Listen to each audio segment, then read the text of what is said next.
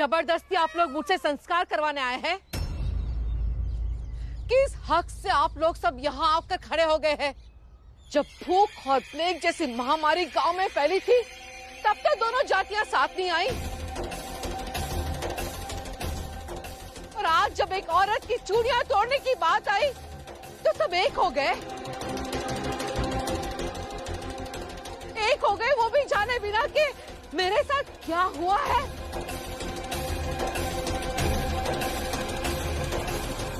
बहुत छोटी थी जब मेरी शादी हो गई थी। बड़े अरमानों के साथ ससुराल गई थी। नई बहू का ससुराल में गृह प्रवेश होता है, मेरा नहीं हुआ। मैं मजाक बन गई क्योंकि मैं अपाहिज थी।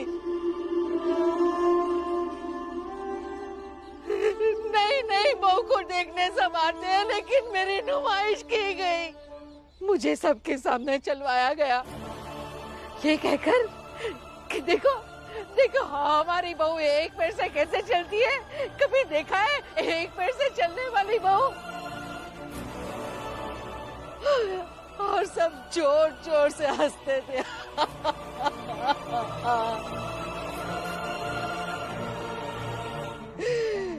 और जब मैं रोती थी, तब यही आदमी जिसकी आत्मा की शांति के लिए मुझसे पूजा करवाने आए हो, यही आदमी मुझे मारता था, मुझे कोसता था।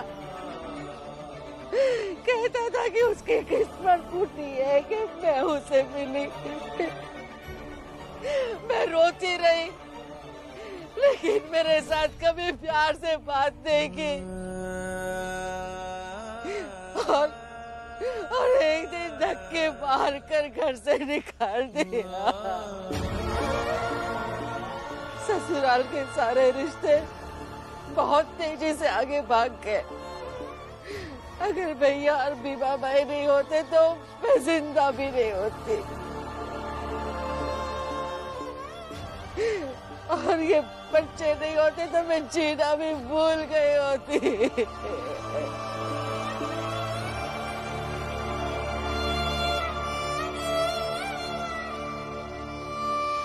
और ये सब मैंने अकेले झेला है। इसलिए किसी व्यक्ति और किसी समाज को ये हक नहीं है कि मुझे ये समझाए कि मुझे क्या करना चाहिए और क्या नहीं। इनमें से कोई नहीं आया था जब मुझे अपाहिज कह के मेरी हंसी उड़ाई गई थी।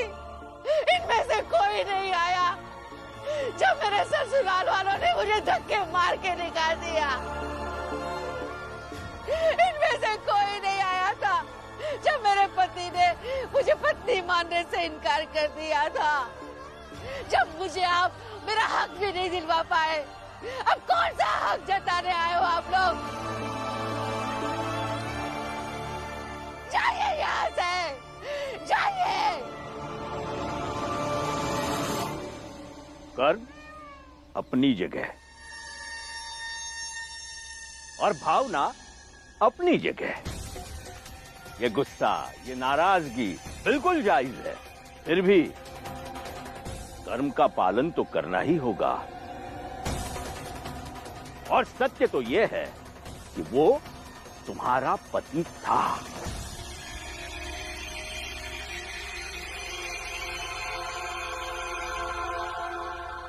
महाराज सत्य कह रहे हैं। शायद काकी कमजोर पड़ रही है। पति की मौत की खबर इन पर भारी पड़ रही है। और ऐसी असहाय स्थिति में हमारा कर्तव्य बनता है कि थोड़ी जबरदस्ती करके इनसे इनके कार्य का पालन करवाएं। जो महिलाएं हैं वो जाएं और इनकी मदद करें।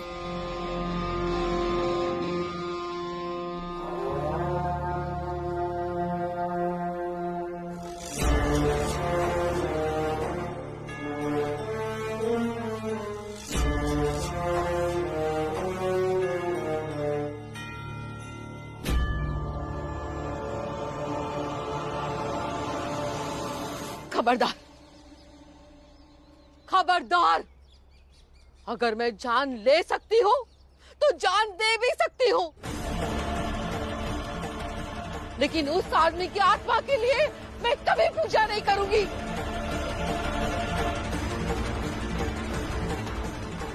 जाइए सब लोग यहाँ से।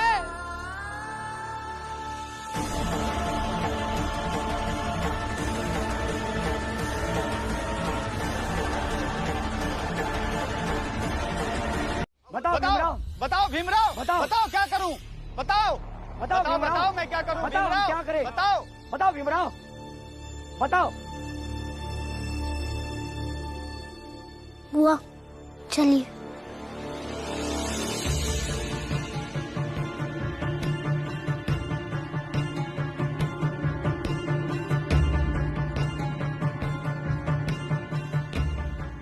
बुआ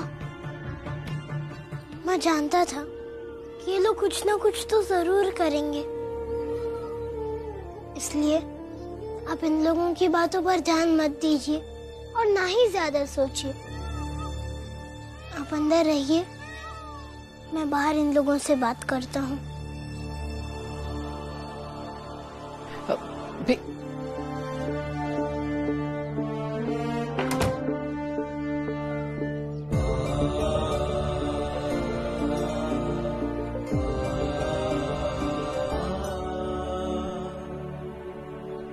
मैं अच्छे से समझता हूँ कि आप किसके कहने पर ये सब कुछ कह रहे हैं,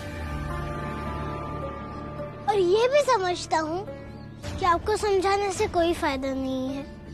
इसलिए आप लोग जाइए, क्योंकि मेरी बहन ऐसा कुछ नहीं करेगी जैसा आप लोग चाहते हैं।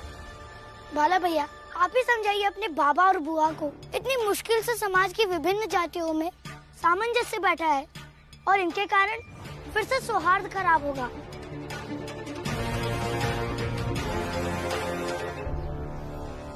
बाबा मान जाइए ना उनकी बात, बेकार में इन लोगों से क्यों उलझना। क्यों उलझना मतलब? इस क्यों का जवाब तुम्हारे पास नहीं है? अगर तुम भी यही चाहते हो जो ये लोग चाहते हैं, तो जाओ उनके साथ खड़े हो जाओ। जैसे इन लोगों का विरोध झेल रहे हैं, वैसे तुम्हारा भी विरोध झेल लेंगे। जाओ। मैं किसी का पक्ष नहीं ले रहा था, मैं सिर्फ सच बात कह रहा था। आपको लड़ाई झगड़ा मारपीटी करनी है तो कीजिए। नहीं, हम किसी से लड़ेंगे नहीं, किसी को कोई नुकसान नहीं पहुंचाएंगे, लेकिन जब तक हमारी बात नहीं मानी जाएगी इस घर के आगे धरना देंगे, बैठे रहेंगे। भाइयों बैठ जाओ।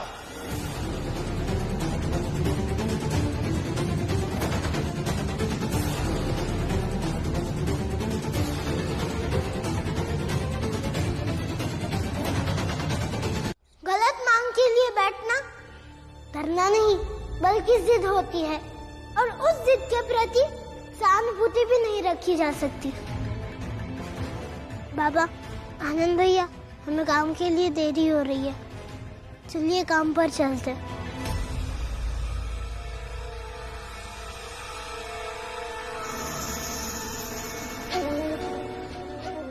आप यहाँ क्यों खड़े हैं? जाइए और अपने भाइयों का साथ दीजिए।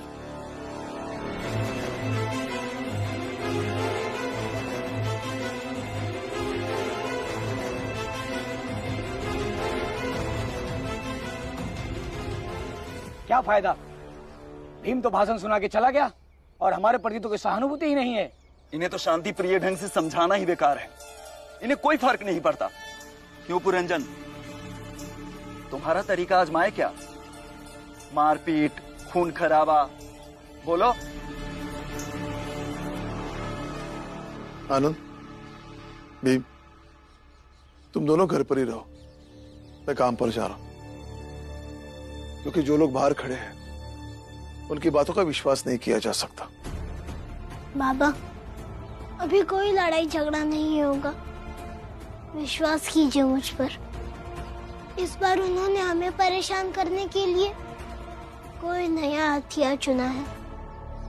भीमराव, अब तुम्हारे ही अस्त्र से तुम ही पर वार किया जा रहा है। अब निकालो हल, ये देखना मेरे लिए भी दिलचस्प है।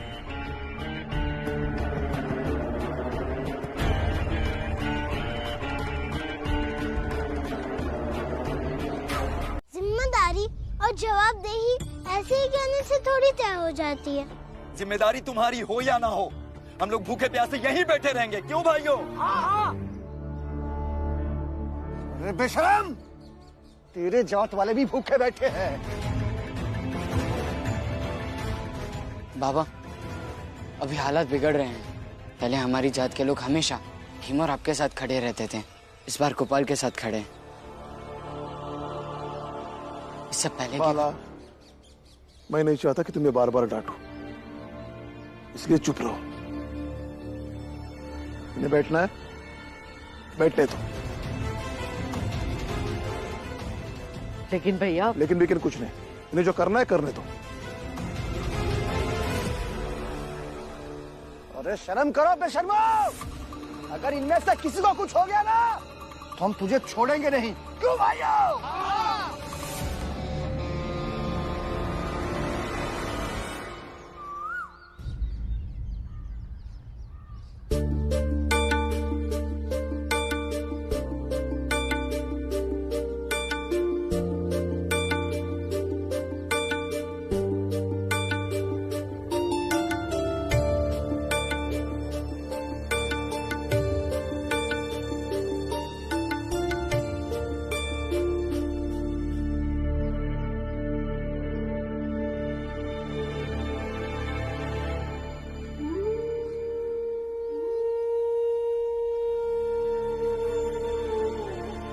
वो लोग अभी भी घर के बाहर हैं क्या?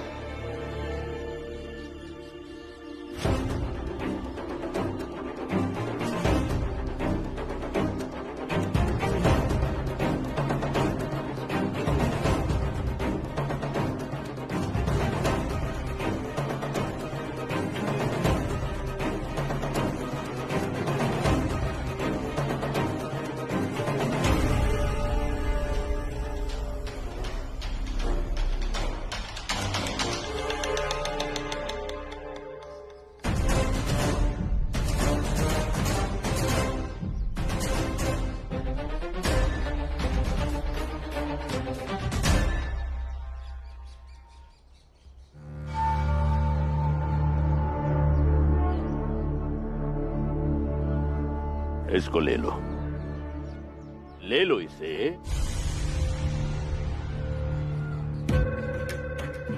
और छोटी जाति के किसी एक व्यक्ति के खाने में इसे मिला दो। परंतु महाराज, ये सब तो धरना पर बैठे हैं और इन्हें तो कसम भी खाई है कि ये लोग कुछ नहीं खाएंगे, कुछ नहीं पिएंगे। तो कैसे महाराज? किंतु ईश्वर के नाम पर प्रसाद तो ग्रहण कर सकते हैं ना? जी महाराज।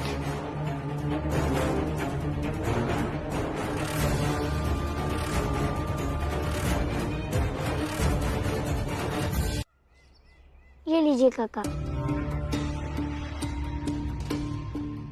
पुरंजन काका, प्रसाद। मुझे नहीं खाना है। क्यों? क्योंकि मुझे स्वर्ग में नहीं जाना है।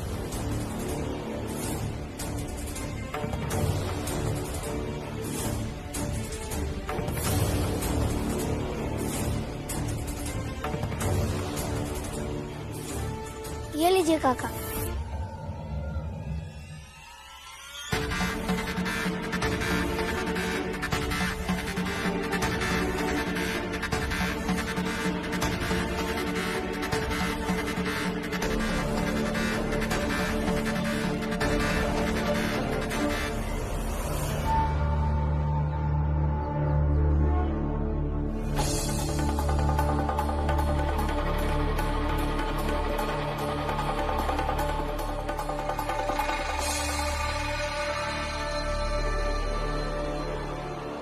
अरे क्या हुआ भाई?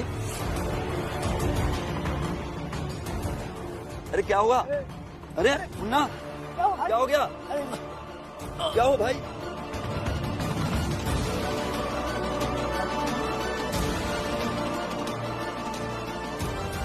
भीमराव, ये तो बस शुरुआत है।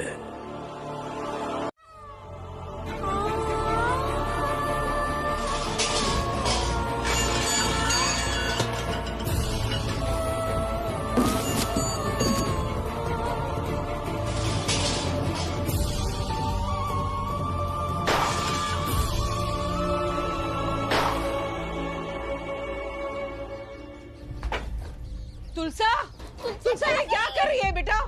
ये क्या कर रही है? सब उजाड़ रही हूँ। नहीं थी, मैंने तो सब कुछ बचाया था, लेकिन ये गाँव वाले चाहते हैं कि हम यहाँ से कहीं और चले जाए, और बाबा और भीम ने उनकी बात मान ली, तो क्या करूँ मैं? सब तोड़ दूंगी। रुक जा बेटा, रुक जा। कुछ भी ऐसे कहीं और नहीं जाएगा, सब खत्म कर दूंगी, सब। लेकिन यहाँ से किसी को भी कुछ भी ले जाने नहीं दूंगी, कुछ भी नहीं। लेकिन इन सब चीजों से क्या हल निकलेगा? वही तो मैं जानना चाहती हूँ कि हमारे सातारा छोड़ने से क्या हल निकल जाएगा। जहाँ हम जाएंगे क्या वहाँ परेशान करने वाले नहीं होंगे? वहाँ पर आएंगे तो देख लेंगे, लेकिन अब हम सातारा में और नहीं रहेंगे। जब यहाँ नहीं देख पाए तो वहाँ क्या देख लोगे? चुप रह, क्या बकवास कर रही है तू? बकवास नहीं, सही कह रही है वो। क्या सही कह रही है? अरे बताइए ना क्या सही कह रही है। अब तो बीच में बोलो ही मत, ये सब आपकी वजह से हुआ है। मेरी वजह से हो रहा है? अरे भीम की वजह से भी तो हो सकता है, लेकिन तुम तो उसका नाम लोगे नहीं, तरफदारी जो करते हो। मुझे पता है कि जब वो सही है तो क्यों लूं मैं उसका नाम। अरे शर्म आती है मुझे आपको बड़ा भाई कहते हुए। आपको तो भीम के पाँव धोकर पीना चाहिए, लेकिन आप जैसे कृतज्ञ इंसान ये सब कहाँ याद रखते हैं? ज्यादा बोल रहे तू, मैं कब बोल रहा हूँ? जब आप मुसीबत में फंसे तो भीम ने आपको उससे बाहर निकाला ना। और ये दोस्त तो आपको 2 दिन से ही मिला है ना, लेकिन इससे पहले तो भीम ही था जिसने आपकी इन गाँव वालों से रक्षा की थी। लेकिन आपको ये सब चीजें कहाँ से याद होंगी? जाइए जाइए जाइए, अरे जाइए ना। तू मुझे भगाएगा? हाँ, खुद भगोड़ा है, मुझे भगाएगा तू? हाँ, मैं भगा सकता हूँ आपको, बल्कि यहाँ पर जितने भी इंसान खड़े हैं सब भगा सकते हैं, क्योंकि आपने काम ही वैसा किया है भैया।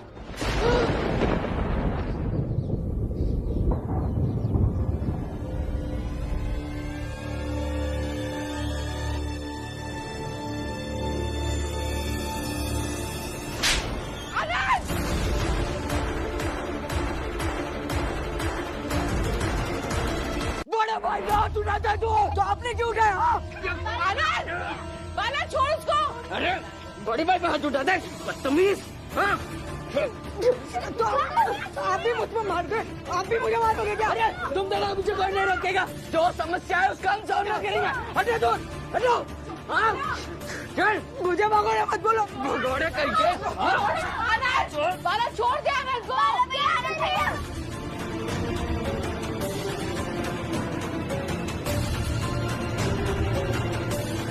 आनंद वाला क्यों लड़ रहे हो तुम? छोड़ो मुझे। आनंद वाला, गोपाल छोड़ा इन लोगों को। ये दोनों के बीच के आपस की लड़ाई है, लड़ने दीजिए इन्हें। जो जीतेगा उसे ये समाज सम्मान देगा। आनंद वाला छोड़ो एक दूसरे को। लड़ो लड़ो और लड़ो। आनंद वाला, आनंद वाला, भैया अरे छोड़ो, अरे छोड़ो एक दूसरे को।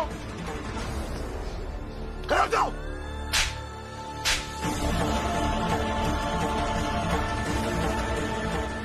तुम दोनों को शर्म नहीं आती ऐसे जानवर की तरह लड़ते हुए? क्यों लड़ रहे थे? बाला भैया कह रहे थे कि सातारा छोड़कर कोई भी नहीं जाएगा। हाँ मैंने कहा था, बाबा ऐसे समस्याओं से कब तक भागते रहेंगे? जो समस्या है उससे लड़ेंगे और उसका समाधान निकालेंगे। बाला, मैंने तुम्हें पहले ही कहा था, अब भी कह रहा हूँ, कल सुबह हम सातारा छोड़कर चले जाएंगे और तुम मुझे नहीं रोकोगे। बाला भैया, आपको नहीं जाना है तो मत जाइए। हमने आपसे चलने के लिए भी कहा है, जो आप इतना गुस्सा हो रहे हैं। हाँ सही है, अभी तुम्हें समझ में नहीं आ रहा है कि इस समस्या का सामना कैसे करें, तो कह रहे हो भाग चलते। चलो बाबा भाग चलते। पहले तो बड़ी बड़ी बातें करते थे कि हम कहीं नहीं भागेंगे, हम समस्या का समाधान निकालेंगे, लड़ेंगे उससे। तो अब क्या हुआ?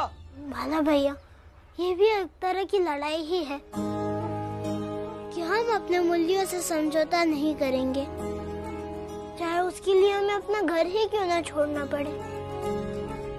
मैं समझ रहा हूँ कि इस लड़ाई का कोई भी नतीजा नहीं निकलेगा, और ये लड़ाई तब तक चलेगी जब तक हम अपने मूल्यों से समझौता नहीं करेंगे। और ऐसा हम लोग नहीं करेंगे, बल्कि यहाँ से चले जाएंगे।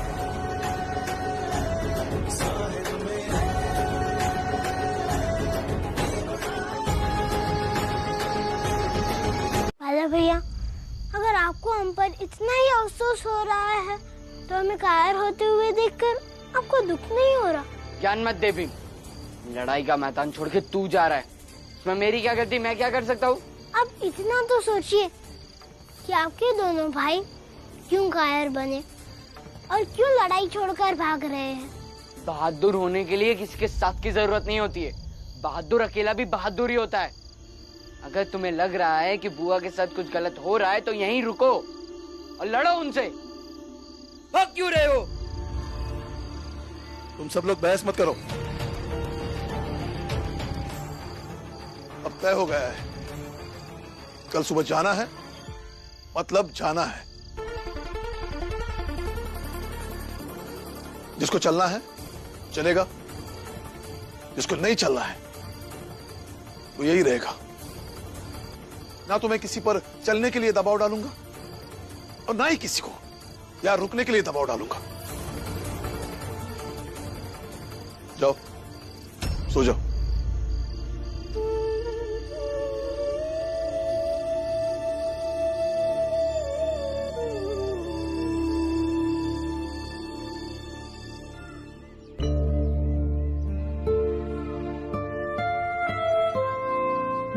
भीम, आनंद, तुलसा, मंजुला और बुआ को बुला कर लेकर आओ। राम जी,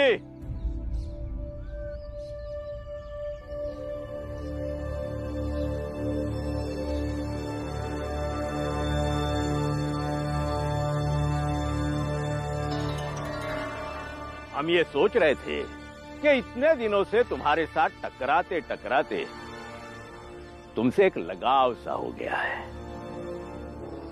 इसलिए हम सोच रहे हैं कि तुम्हारे जाते जाते तुम्हें कुछ उपहार स्वरूप दे दे।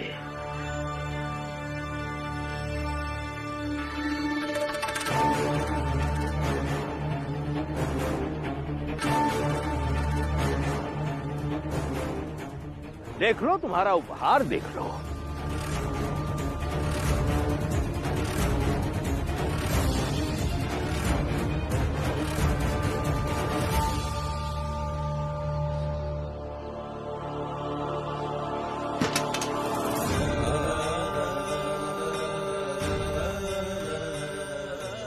जूता चप्पल बनाने के काम आएंगे ये औजार।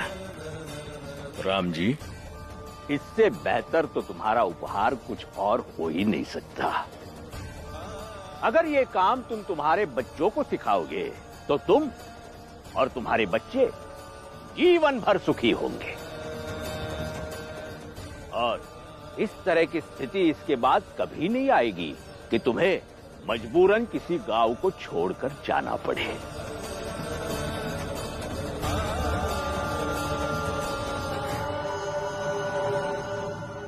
देख क्या रहा है राम जी, महाराज इतने प्रेम से तेरे लिए ये उपहार लाए हैं। उठा ले, रोजी रोटी चलाने के काम आएगा। उठा ले। ऐसा ना महाराज, इसे ना आप ही रख लीजिएगा। यहाँ बहुत सारे ऐसे लोग हैं जिन्हें कुछ काम धंधा तो है नहीं, उनमें से किसी एक को दीजिएगा। मैं पढ़ा लिखा इंसान हूं, फौज में नौकरी कर चुका हूं, रिटायर्ड सूबेदार हूं। मुझे जीने के लिए इस पेशे की जरूरत नहीं है और ना ही मेरे बच्चों को। लेकिन ये मत सोचिएगा कि मैंने इस पेशे का अनादर किया है, क्योंकि मेरा मानना है कि हर पेशा अच्छा होता है, हर काम अच्छा होता है। लेकिन मुझे या मेरे बच्चे को इस पेशे को अपनाना नहीं है। भीम, आनंद, जाओ बुला कर लेकर आओ जल्दी। जाओ जाओ। बाबा, बाबा, पता नहीं बुआ कहाँ चली गई। कहाँ चली गई? सुबह से दिखी नहीं, तो हमें लगा कि कहीं बाहर गई होगी, लेकिन अब तक नहीं आई। ये जाने के समय में कहाँ चली गई? वो देखो, आ रही है।